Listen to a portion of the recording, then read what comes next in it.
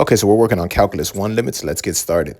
So we are looking at the limit as x approaches -1 of 3x squared plus 8x plus 5 over x plus 1. Okay, so typically when you see these limits, the first thing you're going to want to try to do is insert the limiting value.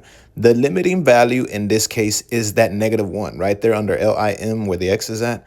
So we're going to try to insert that -1 everywhere we see x's, okay? So what does that look like? Well, we're going to basically plug in that -1, and if we do the calculations here, we unfortunately are going to get 0 over 0. Now, 0 over 0 is what they call the indeterminate form. It's not going to fly in this case. Okay, so typically in these types of problems, especially this one, what you're going to want to do is when you see that is you're going to want to use algebra manipulation. Now, algebra manipulation for this problem is me analyzing the numerator and saying, hey, I could possibly factor that. Now, it ain't going to be no easy factoring because if we look at the numerator, a is greater than 1. But yeah, we're still going to try to factor that. If you need help factoring, make sure you mention that in the comments.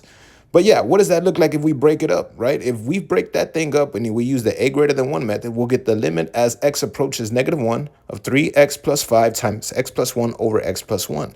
Now, use your algebra brain right here, algebra eyes, if you will, and cancel out those x plus 1. You see them, no go, right? Cool.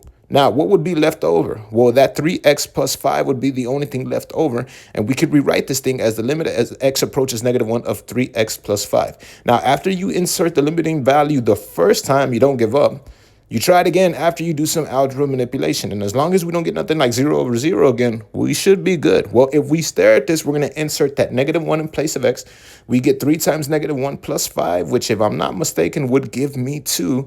And in this case, that'll be the final answer. So the limit as x approaches -1 of 3x squared plus 8x plus 5 over x plus 1 is 2.